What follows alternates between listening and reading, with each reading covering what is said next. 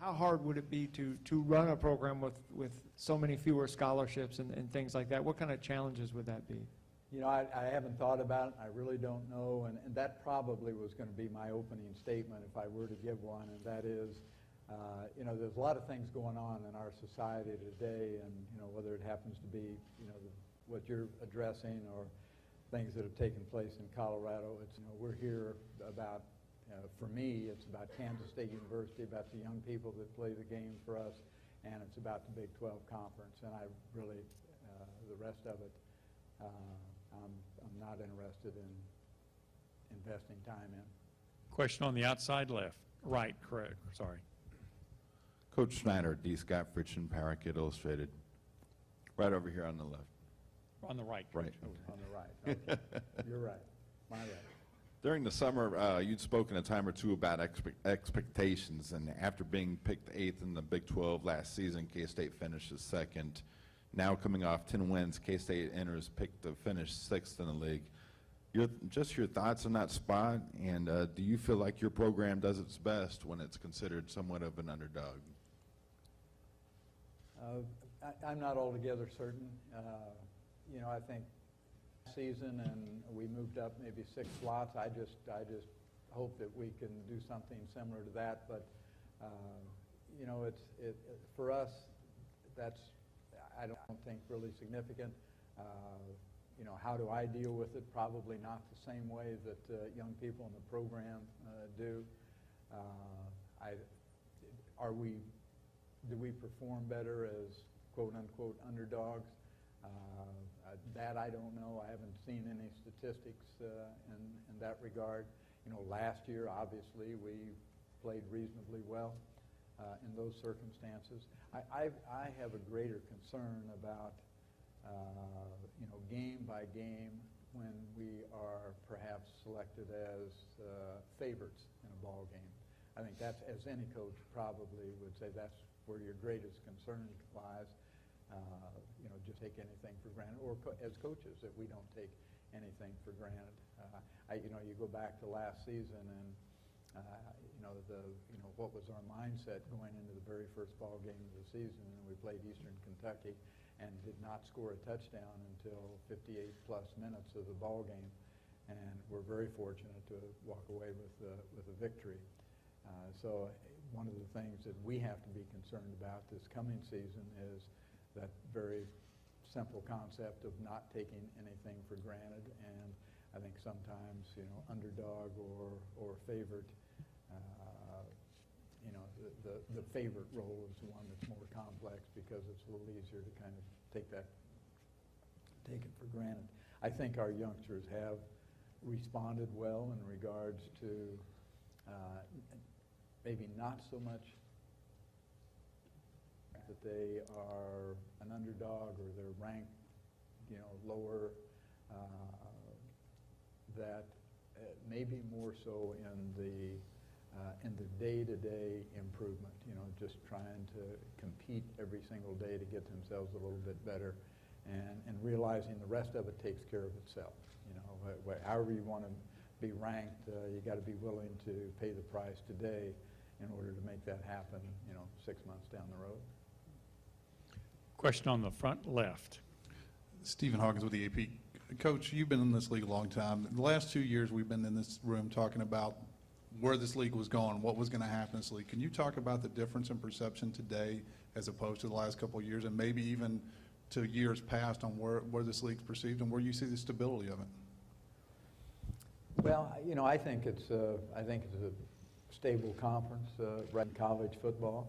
You know, I think it's quite obvious that the universities that make up the Big 12 conference today are, heavily committed to the conference.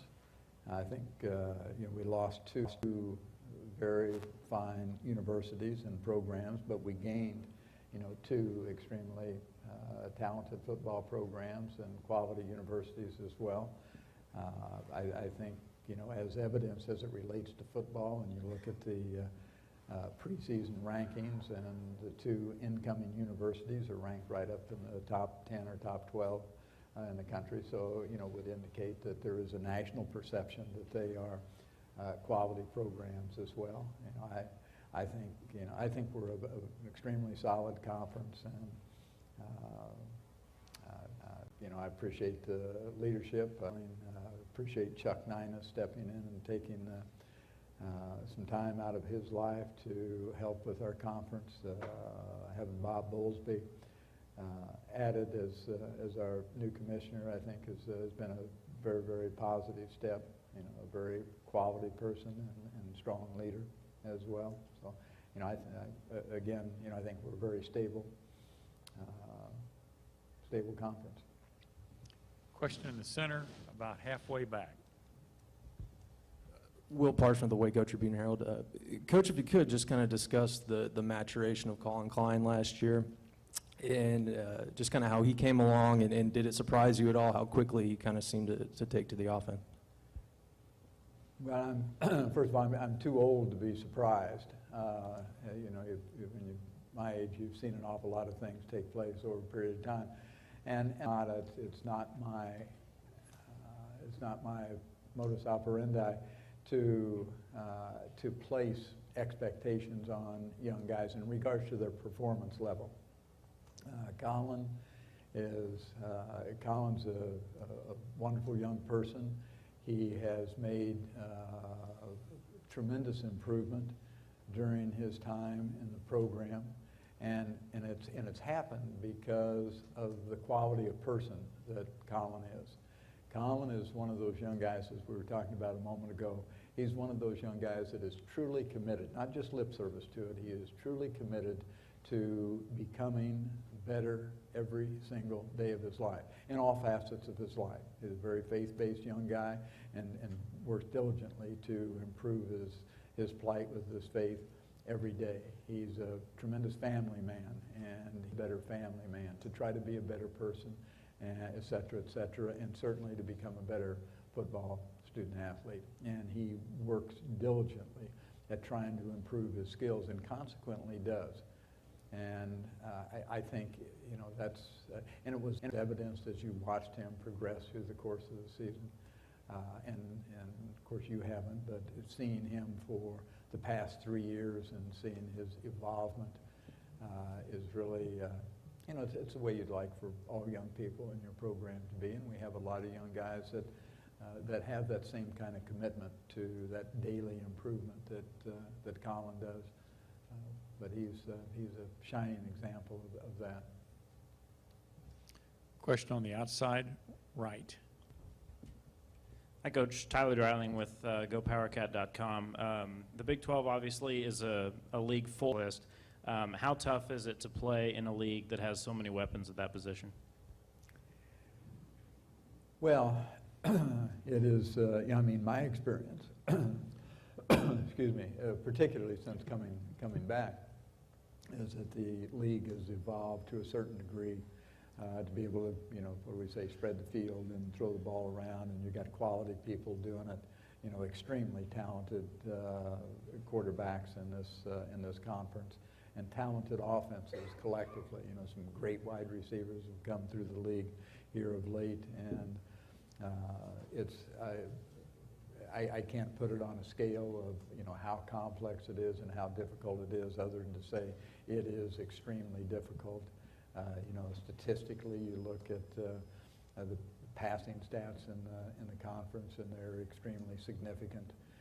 You look at they're significant in the other way as it relates to defending against the pass. Certainly, we've had our issues with that as well. So, quality players and good systems really make it a very complex preparation week in and week out.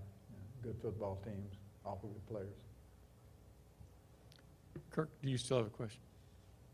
Okay, up here at the front. Sean Farr of the Kansas State Collegian. Tyler Lockett, your sophomore receiver, coming back from an injury. He's also on the preseason All-Big 12. How's his recovery been going, and how do you expect him to make an impact coming off an injury that, debilitated in the last part of the season? Well, I think what is overlooked perhaps, we had 15 days of practice in the spring, and on the 15th day was our spring game. and Tyler did probably, I can't speak for you, but the perception was probably that he was still recovering from an injury that occurred during the course of the season, which indeed was not the case. Tyler participated in the first 14 days of practice, didn't participate in the spring game because of a hamstring, not seriously injured, but we just didn't want to take any chances in that ball game. So the answer, I guess, is that he is recovered fully, and I think is having a productive summer as well, and should be, well prepared to play. Outside left. Bill, Tim Griffin with the San Antonio Express News. You've been in this league since the very beginning and have seen it evolve. Have you changed your easier to get into the state to recruit players now than it might have been when you guys first started off back in the mid-90s? Well,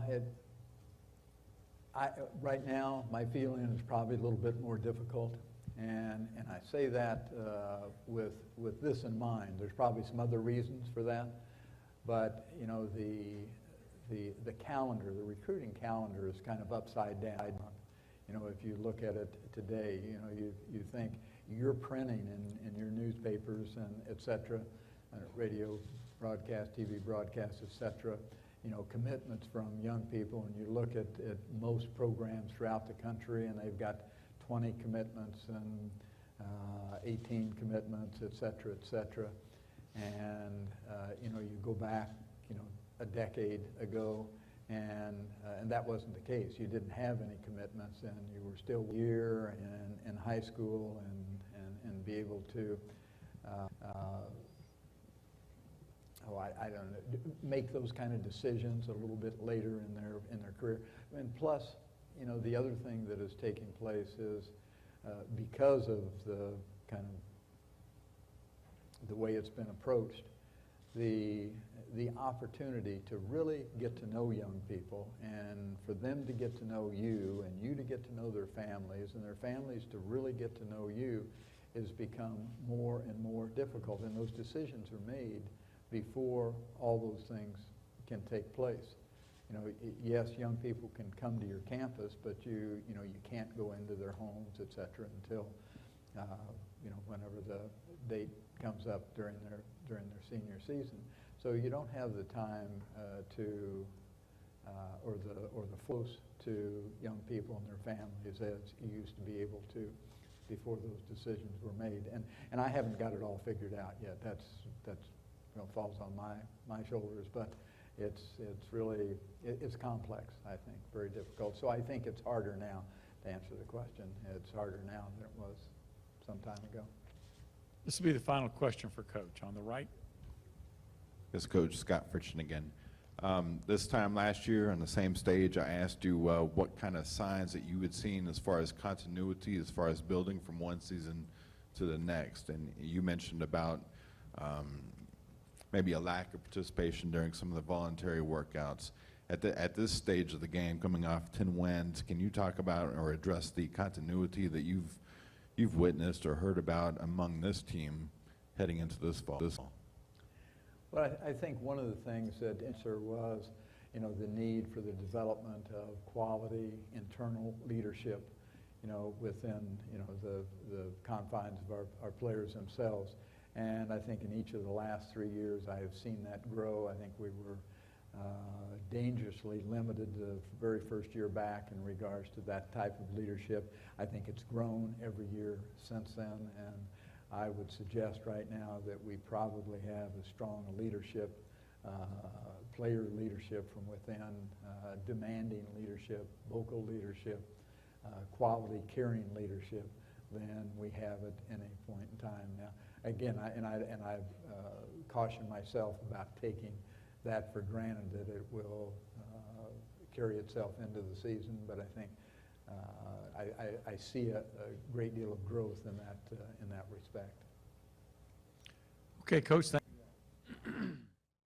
And that was Kansas State coach Bill Snyder talking to the media in the interview room. Wendell Barnhouse, Big12Sports.com, back here with you at the Weston Galleria in Dallas. Texas, as we continue with our coverage of Big 12 football media days, and we're joined on our set by Kansas State linebacker Trey Walker. Trey, welcome to the set. Got a chance to talk with you during the leadership conference out in Lubbock a few weeks ago, and it was a pretty neat experience for you guys. I think I know you were on the video, one of the guys we interviewed, and hopefully you got a few little tricks or things that you learned that you're going to apply to the football team this year, I think. Yes, sir.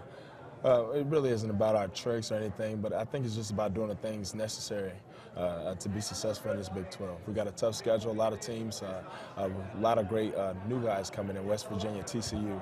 And so I think it's really just about just being prepared. So. And here we are again, last finished second. And apparently you weren't impressing the media because they got you picked 6th this year. Is that motivation for you guys? Do you care at all about how the media, decides, hey, these guys aren't going to be as good as we think they might be? You're right. It definitely is motivation. We try not to get ourselves entangled with the traps of the media, because at the end of the day, it's not about what they picked us to be, but it's about what we finished to be. And so I think it's nothing but motivation. We're going to push towards moving to 11, 12-win season. And really, at the end of the day, if we win football games and we stay together and stick together as a family like we've always done, then we'll be successful. So. And what are some of the areas where you think the defense is going to be better this year than it was last year? I think we're going to be very, very good in our linebacker core. Our defensive backs are really good. Our defensive ends, outstanding. And so that's what we're just trying to get better in our passing. Spring practice and off-season workouts, that sort of thing. I know Collin Klein has really been working on his passing. What have you seen from him as far as that's concerned? He's really cranking on that, improving that passing game, right? Yes, sir, he has.